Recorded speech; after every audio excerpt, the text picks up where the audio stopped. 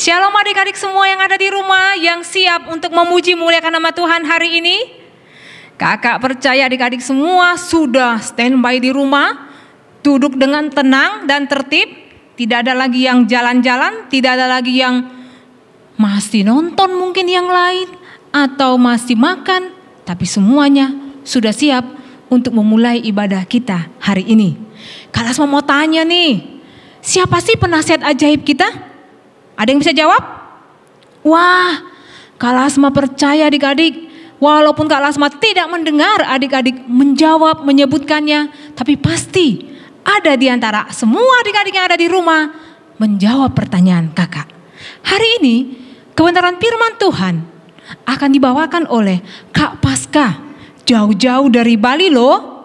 Makanya adik-adik semuanya duduk dengan tenang ya, karena kita mau tahu kebenaran firman Tuhan tentang penasehat ajaib bagi semua orang, bagi semua umat manusia.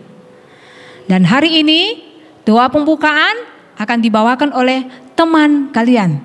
Semua adik-adik sudah duduk dengan tenang karena kita akan mulai ibadah kita. Teman-teman, mari kita berdoa. Tuhan Yesus, pagi hari ini kami ingin beribadah. Berkati dari awal sampai akhir supaya lancar. Berkati teman-teman dan kakak sekolah minggu. Berkati Tuhan, haleluya, amin. Shalom adik-adik. Shalom. Shalom adik-adik. Shalom. Kita bersuka cita, ayo bangkit berdiri, kita mau memuji Tuhan. Apa kabarnya adik-adik?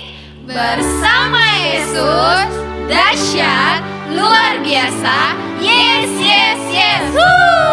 Kita katakan Hosana, Hosana.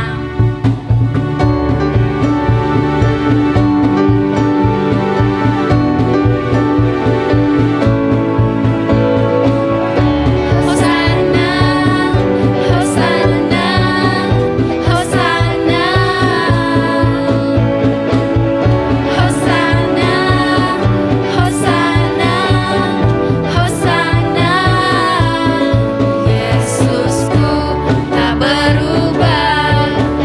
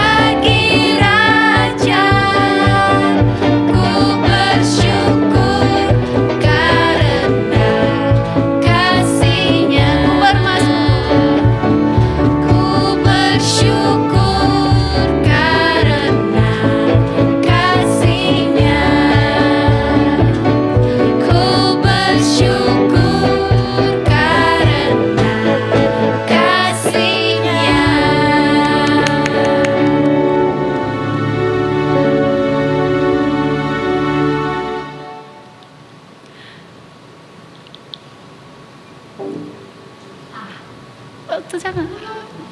Enggak, lagu kedua. Ulang.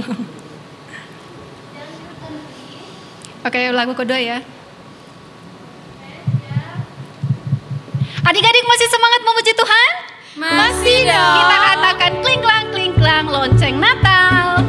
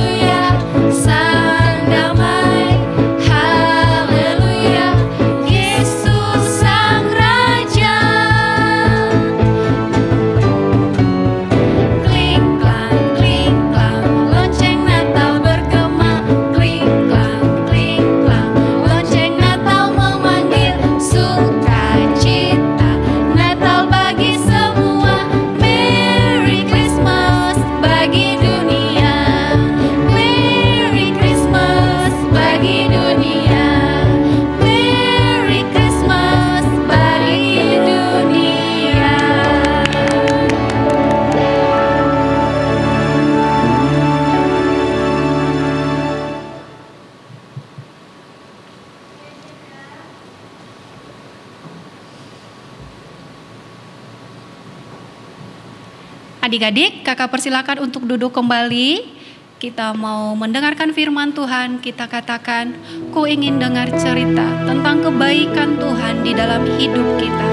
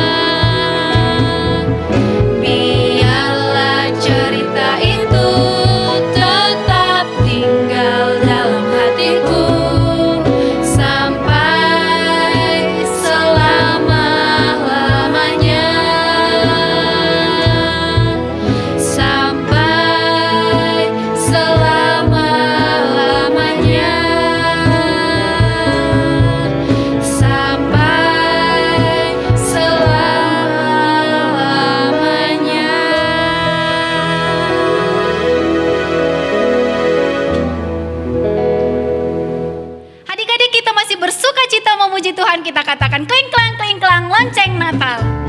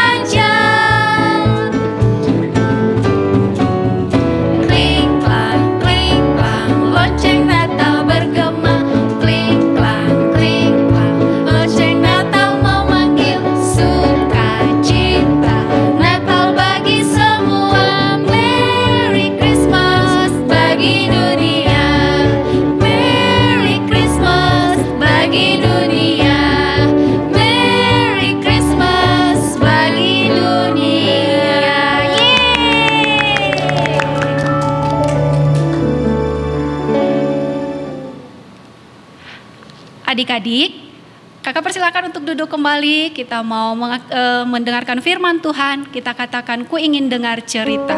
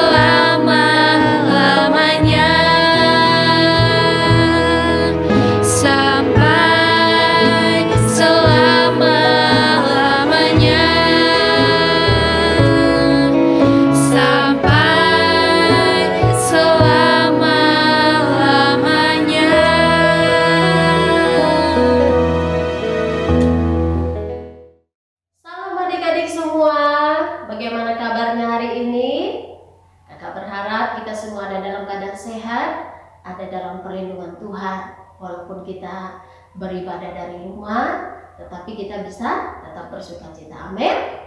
Mari kita berdoa terlebih dahulu sebelum kita masuk firman Tuhan. Bapa Surgawi, terima kasih, kami bersyukur kalau hari ini kami memiliki kesempatan untuk kami beribadah kepada Tuhan. Kami bisa bersama-sama mencari Tuhan, mengenal Tuhan lebih dalam lagi lewat firman Tuhan. Berkati setiap kami karena anak-Mu Tuhan, untuk kami dapat mendengar, untuk juga nanti kami bisa menjadi pelaku firman Tuhan. Terima kasih, terpujilah nama Tuhan. Kami siap diberkati, kami siap mendengar firman Tuhan. Dalam nama Yesus. Haleluya. Amin. Sekali lagi shalom. Ya, puji Tuhan. Kita akan masuk dalam pembacaan firman Tuhan yang terambil dari kitab Yesaya pasal 9 ayat yang pertama sampai dengan ayat yang ke-6. Silakan buka Alkitabnya masing-masing. Yesaya 9 ayat 1 sampai dengan ayat yang ke-6. Kakak akan bacakan ayat yang ke-5 saja ya. Sebab seorang anak telah lahir untuk kita, seorang putra telah diberikan untuk kita. Lambang pemerintahannya ada di atas bahunya, dan namanya disebutkan orang Penasihat Ajaib, Allah yang perkasa, Bapa yang kekal, Raja damai.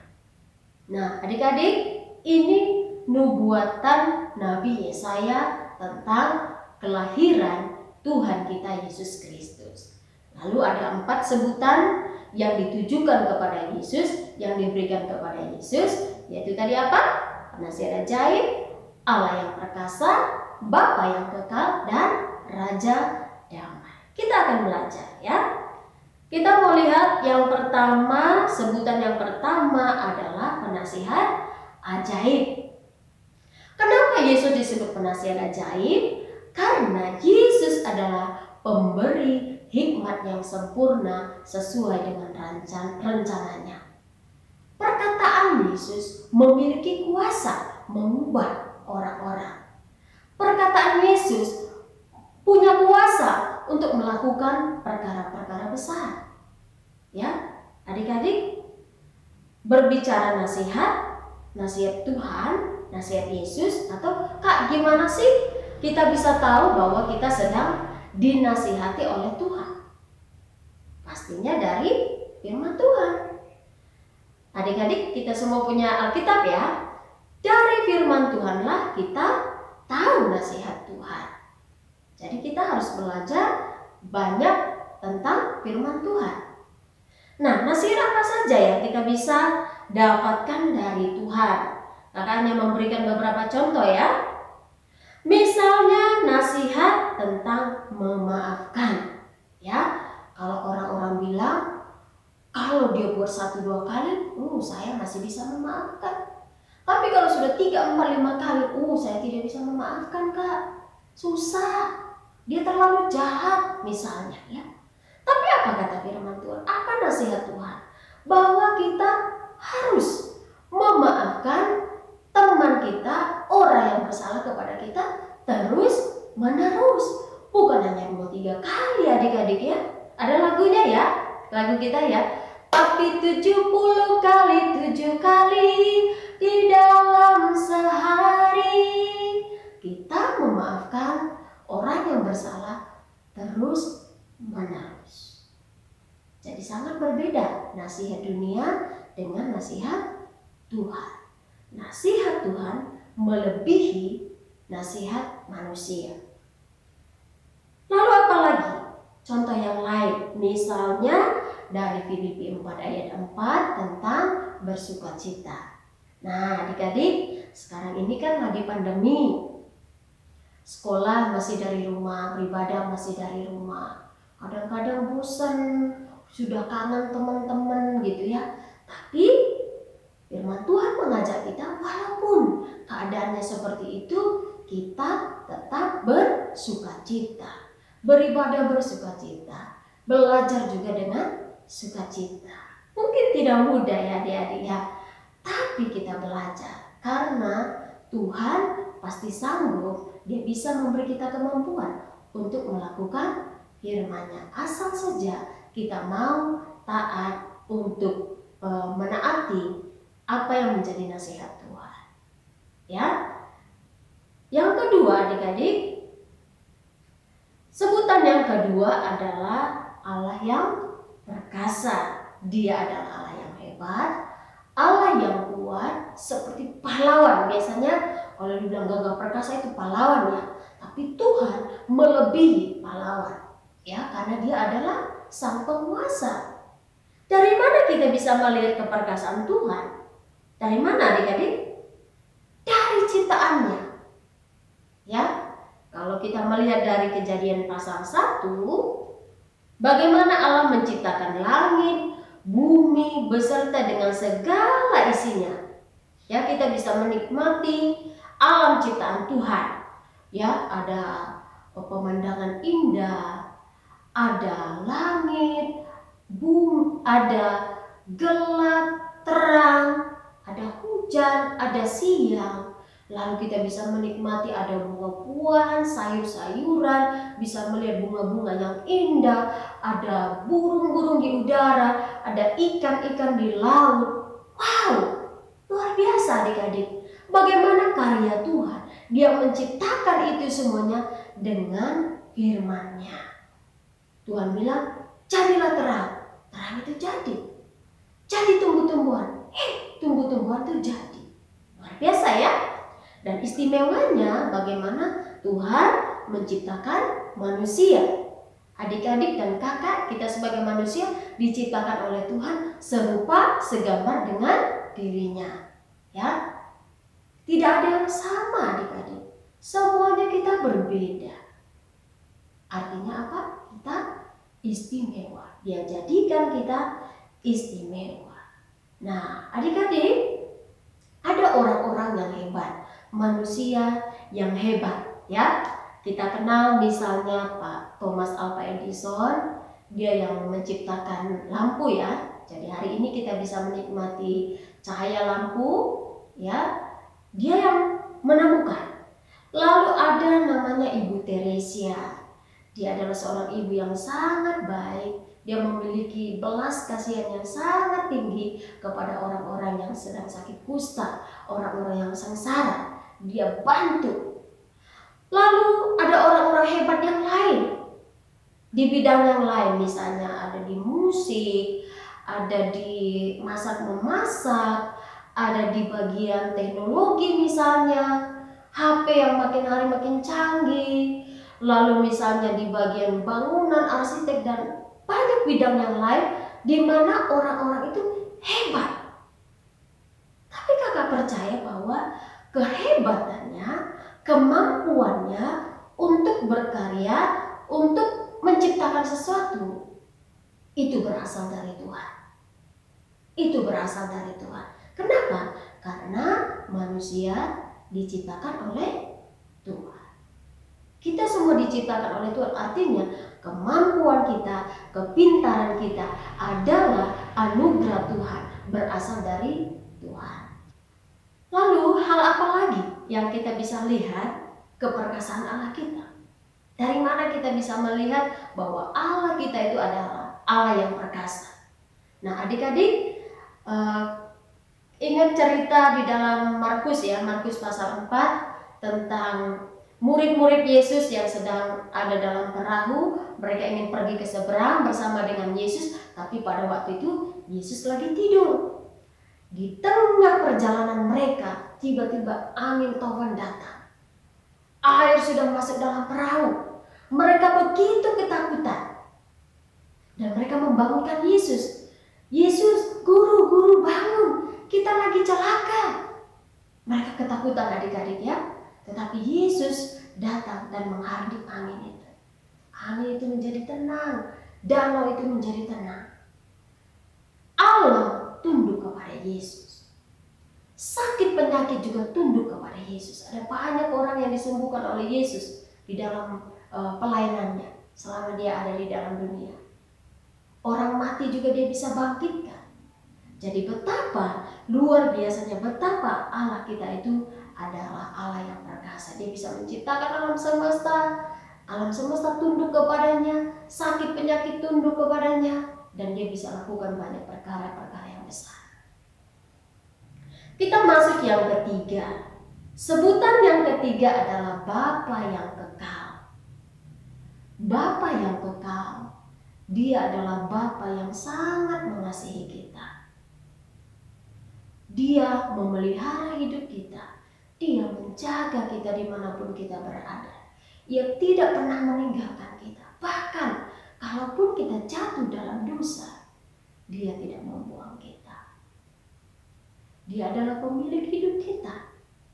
Dan kita bisa berseru kepadanya. Kita bisa memanggil Dia. Ya Bapa, ya Aba, ya Bapa. Bapa kita di dunia, adik-adik, ayah ibu kita, mereka pun berusaha sekuat tenaga memberi yang terbaik bagi kita. Mereka bekerja keras untuk kita. Apalagi Bapa kita di surga, pasti lebih baik dari Bapa kita di dunia. Dia adalah Bapa kita yang tidak terbatas. Dia sanggup, dia maha kuasa. Dan firman-Nya, di dalam firman-Nya dia katakan bahwa ia memberikan rancangan damai sejahtera. Tidak pernah dia merancangkan kecelakaan buat kita. Tapi dia selalu memberikan yang terbaik. Dia menyediakan apa yang kita butuhkan. Kita bersyukur ya adik-adik. Jadi kita memiliki Bapa yang kekal. Makanya disebut dengan Immanuel, Allah beserta dengan kita. Selama kita ada di dunia, Dia adalah Bapa kita. Bahkan sampai nanti di dalam kerajaan surga, Dia adalah Bapa kita yang kekal. Dan yang terakhir, Dia disebut sebagai Raja Damai. Dia disebut Raja Damai. Yesus adalah sumber damai sejahtera yang sesungguhnya. Nah, masih di kitab Kejadian adik-adik, kitab Kejadian tentang manusia yang jatuh dalam dosa. Ingat ya, ketika Adam dan Hawa waktu itu ada di Taman Eden, mereka berbincang-bincang dengan Allah, mereka dekat dengan Allah, ya. Dan Tuhan bilang ada satu pohon yang tidak mereka boleh makan buahnya. Tetapi ternyata Adam dan Hawa tidak taat kepada Tuhan. Mereka melanggar, mereka makan buah yang dilarang oleh Tuhan. Dan apa yang terjadi? Pada waktu mereka memakan buah itu, mata mereka terbuka. Mulai ada rasa takut, kan mereka bersembunyi kan? Mereka malu, mereka menutupi tubuh mereka. Sebelumnya tidak ada rasa malu, tidak ada rasa takut, hanya ada damai sejahtera bersama dengan Tuhan. Tetapi ketika manusia jatuh dalam dosa, hubungan manusia dengan Tuhan jadi terputus. Rusak hubungannya. Damai sejahtera itu hilang. Lalu apa yang Tuhan lakukan? Karena Ia mengasihi manusia yang hubungannya sudah terputus, maka Ia mengirimkan Yesus datang ke dunia. Adik-adik, hari-hari ini kita merayakan, di bulan ini kita merayakan hari kelahiran Yesus, ya, hari Natal. Dia adalah kado kita yang terindah. Dia datang ke dunia, lalu di akhir hidupnya Dia mati di atas kayu salib, menebus dosa kita semua. Dosa adik-adik, dosa kakak semua. Kita ditebus oleh darah Yesus. Itulah salah satu bukti bahwa Yesus datang membawa damai. Dia mendamaikan kita kembali dengan Allah. Hubungan kita yang tadi sudah rusak, tapi dikembalikan menjadi hubungan yang baik dengan Bapa kita. Kita bersyukur Yesus datang ke dunia ini untuk mendamaikan kita dengan Allah. Dan luar biasa adik-adik, selain dari karyanya menebus dosa kita di kayu salib, ajaran yang disampaikan oleh Yesus juga adalah ajaran yang penuh dengan damai. Yesus tidak pernah mengajarkan kita untuk melakukan kekerasan, ya, tetapi kita diajari justru mengasihi musuh. Bagaimana kita mengasihi musuh? Luar biasa. Jadi inilah bahwa Yesus datang sebagai Raja Damai. Dia menjadi pendamai di dalam kehidupan kita. Apapun yang kita alami, apapun yang adik-adik alami pada saat ini, kesulitan apapun yang sedang kita alami saat ini, kita bisa damai ketika kita datang kepada Tuhan. Kita minta pertolongan Tuhan. Tuhan, Engkau menolong saya. Tuhan, aku butuh Engkau. Kakak percaya, sesuai dengan janji firman-Nya, Dia memberikan damai sejahtera. Yohanes berkata 14 ayat 27 bahwa Dia datang memberikan damai. Bukan damai yang seperti damai yang diberikan oleh dunia, tetapi damainya adalah damai yang luar biasa, yang sejati. Jadi adik-adik, 4 hal yang kita sudah pelajari bersama-sama hari ini. Sebutan yang diberikan kepada Yesus adalah apa tadi? Dia adalah penasihat ajaib, Dia adalah Allah yang perkasa, Dia adalah Bapa kita yang kekal, dan Dia adalah Raja Damai. Tuhan memberkati. Mari kita berdoa buat firman Tuhan. Bapa di surga, terima kasih. Kami mengucap syukur buat firman-Mu pada hari ini ya Tuhan. Engkau adalah Allah kami yang luar biasa. Engkau datang ke dunia menjadi kado yang terindah bagi kami. Engkau penasihat kami yang ajaib. Perkataanmu penuh dengan kuasa. Engkau juga adalah Bapa kami yang kekal. Engkau adalah Allah kami yang perkasa. Dan Engkau adalah Raja damai kami, Tuhan. Kami katakan bahwa kami anak-anak-Mu semuanya membutuhkan Engkau setiap waktu, dimanapun kami berada. Kami butuh Engkau, Tuhan. Engkau memberkati setiap kami, firman-Mu yang sudah kami dengar hari ini. Bapa, Engkau menolong kami untuk kami boleh merenungkannya, dan kami juga boleh menjadi pelaku firman Tuhan. Terpuji nama Tuhan, kami mengucap syukur di dalam nama Tuhan Yesus Kristus. Haleluya. Mari adik-adik kita sama-sama katakan, amin. Tuhan memberkati. Halo adik-adik, Alkitabnya jangan ditutup dulu ya. Kita ayat hafalan dulu. Ayat hafalan kita hari ini diambil dari Matius 1 ayat 21. Ikut gerakan kakak ya. Matius 1 ayat 21. Ia akan melahirkan anak laki-laki, dan engkau akan menamakan dia Yesus, karena dialah yang akan menyelamatkan umatnya dari dosa mereka. Nah, sekali lagi, Matius 1 ayat 21. Ia akan melahirkan anak laki-laki, dan engkau akan menamakan dia Yesus, karena dialah yang akan menyelamatkan umatnya dari dosa mereka. Adik-adik, kita sudah mendengar firman Tuhan, dan saat ini kita akan mengakhiri ibadah kita. Semua adik-adik yang ada di rumah, kakak ajak untuk bangkit berdiri, angkat tangannya, kita bersatu di dalam doa.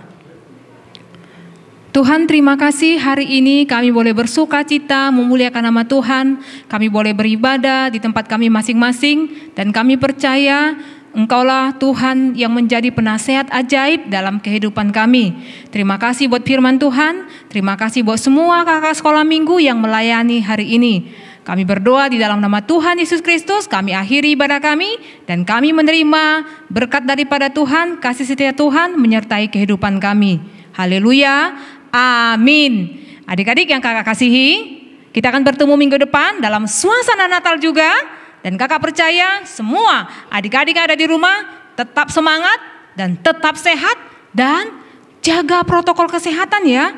Kalau pergi atau keluar dari rumah, pakai masker. Jangan malas, jangan lupa pakai masker. Tuhan Yesus memberkati semua adik-adik. Dah.